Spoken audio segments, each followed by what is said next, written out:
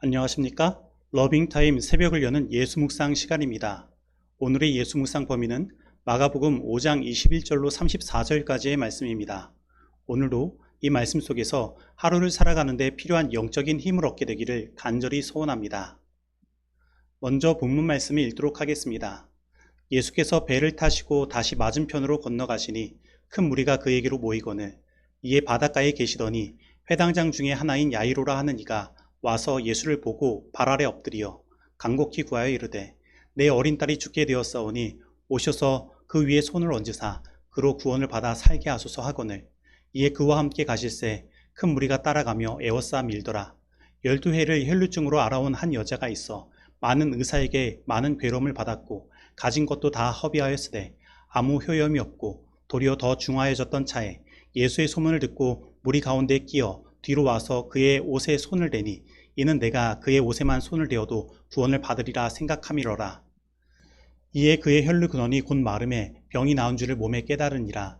예수께서 그 능력이 자기에게서 나간 줄을 곧 스스로 아시고 무리 가운데서 돌이켜 말씀하시되 누가 내 옷에 손을 대었느냐 하시니 제자들이 여짜오되 무리가 에워싸 미는 것을 보시며 누가 내게 손을 대었느냐 물으시나이까 하되 예수께서 이 일 행한 여자를 보려고 둘러보시니 여자가 자기에게 이루어진 일을 알고 두려워하여 떨며 와서 그 앞에 엎드려 모든 사실을 여쭈니 예수께서 이르시되 딸아 내 믿음이 너를 구원하였으니 평안히 가라 내 병에서 놓여 건강할지어다.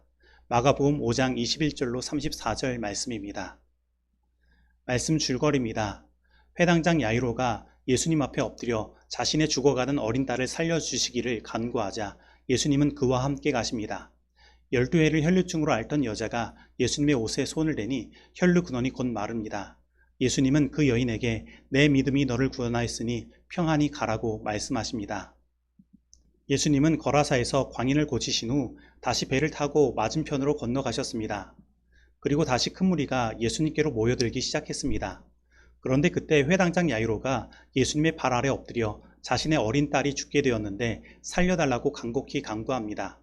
그래서 예수님은 회당장 야이로와 함께 그의 집으로 향하셨습니다. 회당장 야이로의 집으로 가는 길에 정말로 큰 무리가 따랐습니다. 그리고 그 무리들은 서로 예수님 가까이 가고자 에워싸 밀었습니다. 그런데 그때 예수님은 자신의 능력이 자기에게 나간 것을 깨닫게 됩니다. 그래서 예수님은 이렇게 말씀하십니다. 누가 내 옷에 손을 대었느냐? 그러자 예수님의 제자들이 예수님께 무리가 에워싸 미는 것을 보시며 누가 내게 손을 대었느냐 물으시나이까? 라고 말합니다.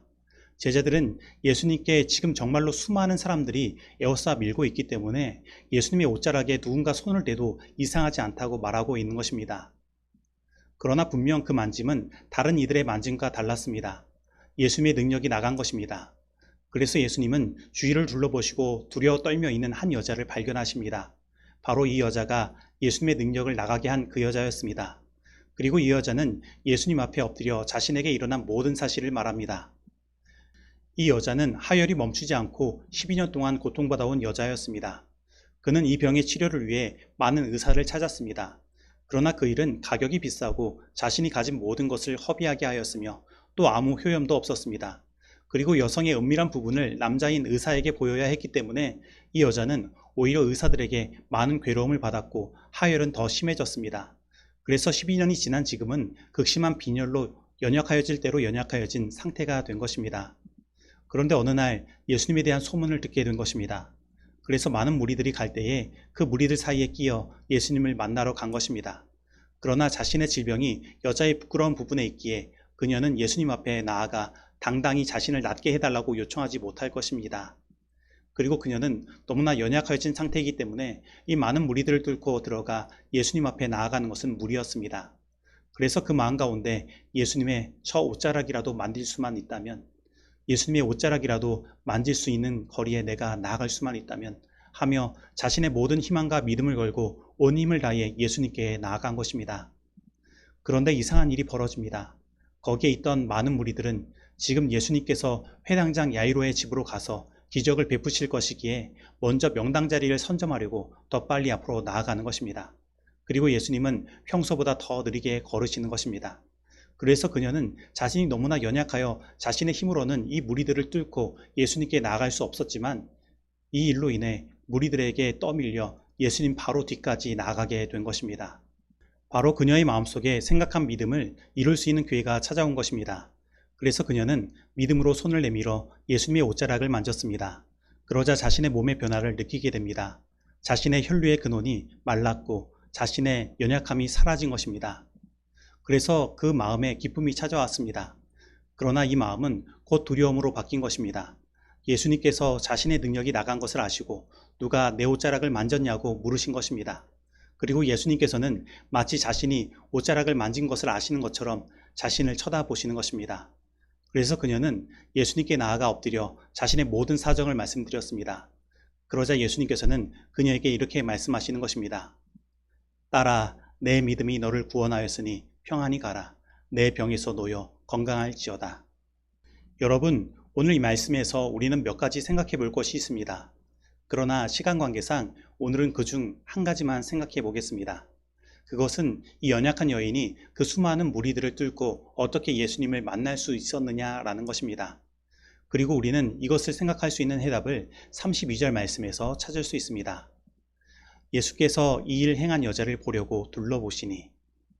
예수님께서는 누가 내 옷자락을 만졌느냐고 물으셨지만 이 32절 말씀은 마치 예수님께서 이 여자가 이 일을 행한 것을 이미 아시고 이 여자를 향하여 고개를 돌리셨다고 표현하고 있는 것입니다.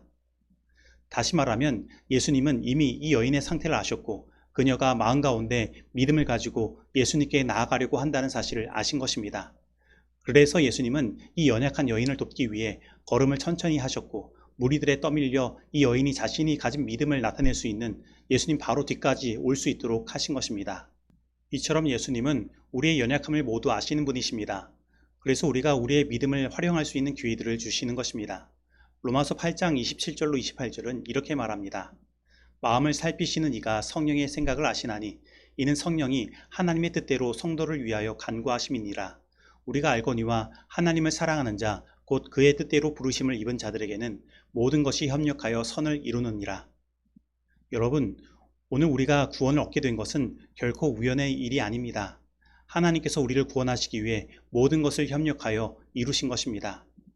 내가 어떤 집사님, 장로님을 만나 진리의 말씀을 듣게 된 것도, 그리고 내가 어떤 책을 읽거나 전도회에 참석해서 마음의 감동을 잊게 된 것도, 그리고 오늘 이 말씀을 듣게 된 것도 다 하나님의 은혜인 것입니다.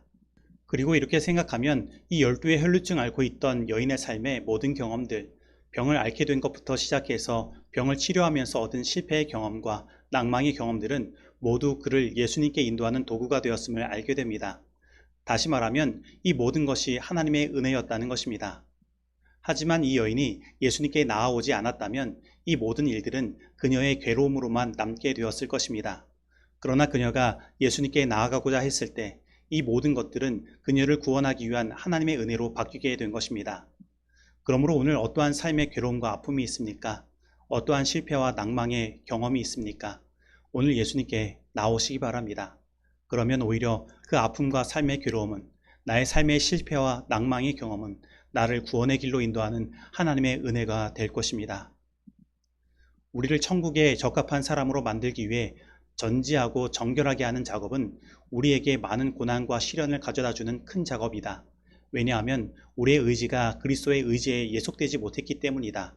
불꽃이 불순물을 살라버리고 우리가 순결케 되어 하나님의 형상을 반사할 때까지 우리는 풀무불을 통과해야 한다. 자신의 경향을 따르고 형세에 의해 지배되는 자들은 하나님께서 하고 계시는 일을 잘 판단하지 못한다. 그들은 불만으로 차게 된다.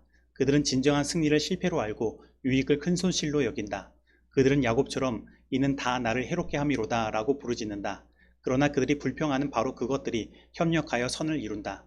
십자가 없이 면류관은 없다. 시련이 없이 어떻게 주님 안에서 강해질 수 있겠는가? 힘을 얻기 위해서는 운동을 해야 한다. 강한 믿음을 갖기 위해서 우리는 믿음을 발휘할 환경에 놓여져야 한다. 증언보감 1권 480페이지에 있는 말씀입니다. 적용하도록 하겠습니다. 오늘 나는 나의 삶의 문제들을 해결하기 위해 세상의 다른 것을 의지하지는 않았습니까? 오늘 나는 예수님께서 나의 연약함을 이미 다 아시고 나를 도우신다는 사실을 믿고 있습니까? 오늘 나는 나를 구원하시는 예수님께 믿음으로 나아가기를 원하고 있습니까? 오늘 이 말씀 속에서 내가 실천해야 할 것은 무엇입니까? 기도하시겠습니다. 하나님 아버지, 오늘 우리들은 하나님을 떠나서는 아무것도 아니며 삶에 찾아온 문제들을 결코 근본적으로 해결할 수 없음을 고백합니다. 하지만 우리들은 우리의 모든 문제를 해결하고 구원할 자이신 예수님이 여기 계신데 자꾸 세상의 것들을 의지하고 나아가려고 합니다.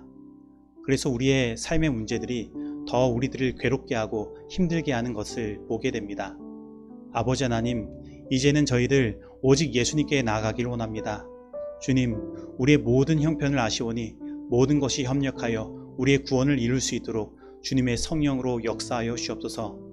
그래서 우리의 실패의 경험도, 우리의 낭망의 경험도, 우리의 현재의 고통과 괴로움도 다 주님께서 주신 은혜가 되도록 인도하여 주옵소서. 예수님의 이름으로 기도드립니다. 아멘.